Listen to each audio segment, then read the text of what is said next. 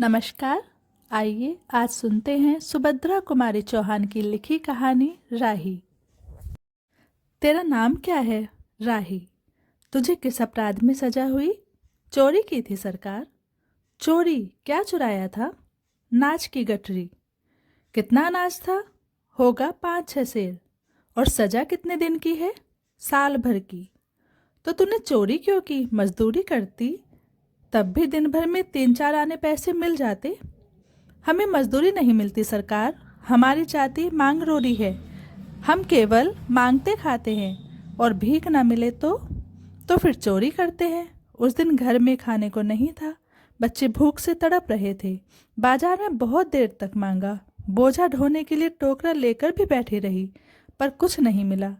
सामने किसी का बच्चा रो रहा था, उसे देखकर मुझे अपने भूखे बच्चे की याद आ गई। वहीं पर किसी की अनाज की गठरी रखी हुई थी, उसे लेकर अभी भाग ही रही थी कि पुलिस ने पकड़ लिया।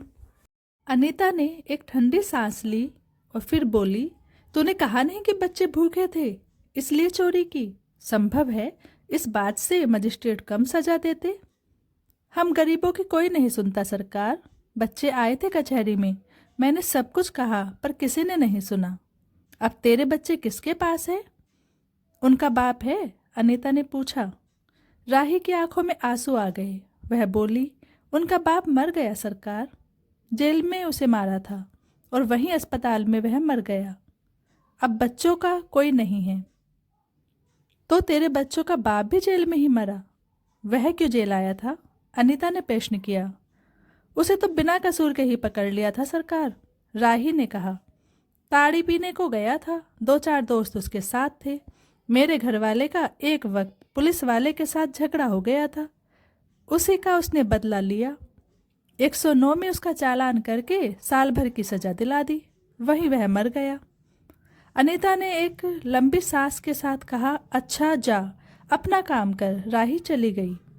अनीता सत्याग्रह करके जेल में आई थी। पहले उसे B क्लास दिया गया था, फिर उसके घर वालों ने लिखा पढ़ी करके उसे A क्लास में दिलवा दिया। अनीता के सामने आज एक प्रश्न था। वह सोच रही थी, देश की दरिद्रता और इन निरीह गरीबों के कष्टों को दूर करने का कोई उपाय नहीं है? हम सभी परमात्मा की संतान हैं, एक ही देश के निवासी। कम से कम हम सबको खाने पहनने का समान अधिकार तो है ही। फिर यह क्या बात है कि कुछ लोग तो बहुत आराम से रहते हैं और कुछ लोग पेट के अन्न के लिए चोरी करते हैं। उसके बाद विचारक के अदूरदर्शिता के कारण या सरकारी वकील के चातुर्यपूर्ण जिरह के कारण छोटे छोटे बच्चों की माताएं जेल भेज दी जाती हैं। उनके बच्चे भूखों मरने के लिए छोड़ दिए जाते हैं। एक और तो यह कैदी है जो जेल आकर सचमुच जेल जीवन के कष्ट उठाते हैं, और दूसरी ओर हम लोग जो अपनी देशभक्ति और त्याग का ढिंढोरा पीटते हुए जेल आते हैं। हमें आमतौर से दूसरे कैदियों के मुकाबले अच्छा बर्ताव मिलता है, फिर भी हमें संतोष नहीं होता। हमें जेल आकर और A और B क्लास के लिए झगड़ते हैं। जेल आकर ही हम कौन सा बड़ा त्याग कर देते हैं? जेल में हमें कौन सा कष्ट रहता है, सिवाय इसके कि हमारे माथे पर नेतृत्व का सील लग जाता है। हम बड़े अभिमान से कहते हैं, यह हमारी 4थी जेल यात्रा है, यह हमारी 5वीं जेल यात्रा है। अपनी जेल यात्रा के किस्से बार बार सुना सुनाकर आत्मगौरव अनुभव करते हैं। तात्पर्य यह है कि हम जितनी बार जेल आ चुके होते हैं, उतनी ही सीढ़ी हम देशभक्ति और त्याग से 200 से ऊपर चढ़ जाते हैं। और इसके बल पर जेल से छूटने के बाद कांग्रेस को राजकीय सत्ता मिलते ही हम मिनिस्टर, स्थानीय संस्थाओं के मेंबर और क्या क्या हो जाते हैं। अनीता सोच रही थी, कल तक जो खद्दर भी नहीं पहनते थे, बात बात पर कांग्रेस का मजाक उड़ाते थे, कांग्रेस के हाथों में थोड़ी शक्ति आते ही वे कांग्रेस भक्त बन गए, खद्दर पहनने लगे, यहाँ तक कि जेल में भी दिखाई पड़ने लगे। वास्तव में यह देशभक्ति है या सत्ता भक्ति? अनीता के विचारों का तांता लगा हुआ था। वह दार्शनिक हो रही थी। उसे अनुभव हुआ जैसे कोई भीतर ही भीतर उसे काट रहा है। अनीता की विचारावली अनीता को ही खाई जा रही थी। उसे बार बार यह लग रहा था कि उसकी देशभक्ति सच्ची देशभक्ति नहीं वरन मजाक है।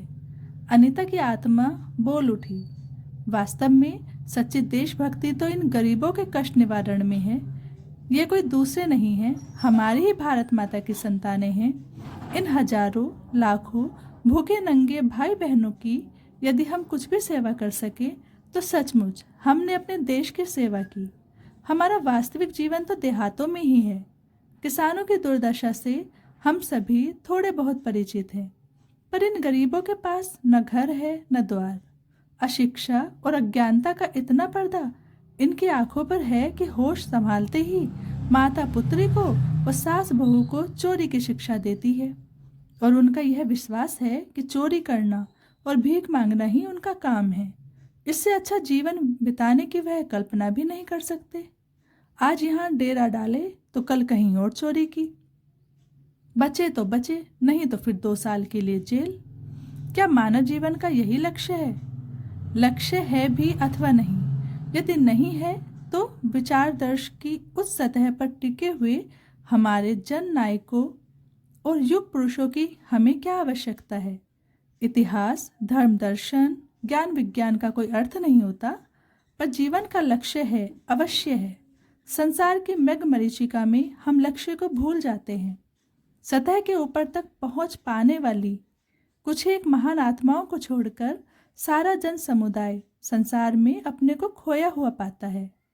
कर्तव्य अकर्तव्य का उसे ध्यान नहीं, सत्य असत्य की समझ नहीं। अन्यथा मानवीयता से बढ़कर कौन सा मानव धर्म है? पतित मानवता को जीवन दान देने की अपेक्षा भी कोई महत्तर पुण्य है? राही जैसी भोली भाली किंतु गुमराह आत्माओं के कल्याण की साधना होनी चाहिए। सत्याग्रही की यही प्रथम प्रतिज्ञा क्यों ना हो? देशभक्ति का यही मापदंड क्यों ना बने? अनीता दिन भर इन्हीं विचारों में डूबी रही। शाम को वह इस प्रकार कुछ सोचते सोचते सो गई। रात में उसने सपना देखा कि जेल से छूटकर वह इन्हीं मांगरोरी लोगों के गांव में पहुंच गई। वहां उसने एक छोटा सा आश्रम खोल दिया है। उसी आश्रम में एक तरफ छोटे छोटे बच्चे पढ़ते हैं और स्त्रियां सूत काटती हैं, दूसरी तरफ मर्द कपड़ा बुनते हैं और रुई धुनते हैं। शाम को रोज उन्हें धार्मिक पुस्तकें पढ़कर सुनाई जाती हैं और देश में कहाँ क्या हो रहा है यह सब सरल भाषा में समझाया जाता है। वही भीख मांगने और चोरी करने वाले लोग अब आदर्श ग्रामवासी हो रहे हैं। रहने के लिए उन्होंने छोटे छोटे अपने घर बनवा लिए हैं। राही के अनाथ बच्चों को अनीता अपने साथ रखने लगी है। अनीता यही सुख स्वप्न देख रही थी। रात में वह देर से सोई थी। सुबह 7 बजे तक उसकी नींद खुली। अचानक एक स्त्री जेलर ने उसे आकर जगा दिया और बोली, आप घर जाने को तैयार हो जाइए, आपके पिता बीमार हैं, आप बिना शर्त छोड़ी जा रही हैं। अनीता अपने स्वप्न को सच्चाई में परिवर्तित करने की एक मधुर कल्पना लेकर घर चली गई। अभी आप सुन रहे थे सुभद्रा कुमारी चौहान की लिखी कहानी राही। आगे भी इसी तरह की कहानियाँ सुनने के लिए चैनल को लाइक, शेयर और सब्सक्राइब जरूर करें। धन्यवाद।